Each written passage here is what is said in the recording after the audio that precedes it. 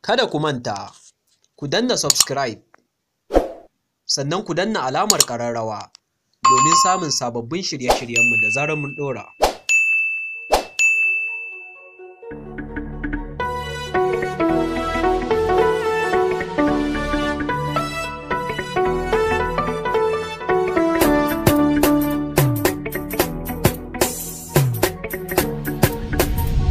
Maker Productions.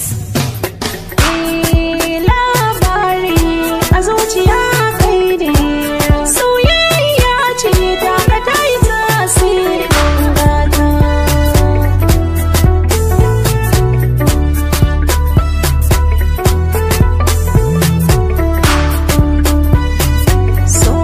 Soyayya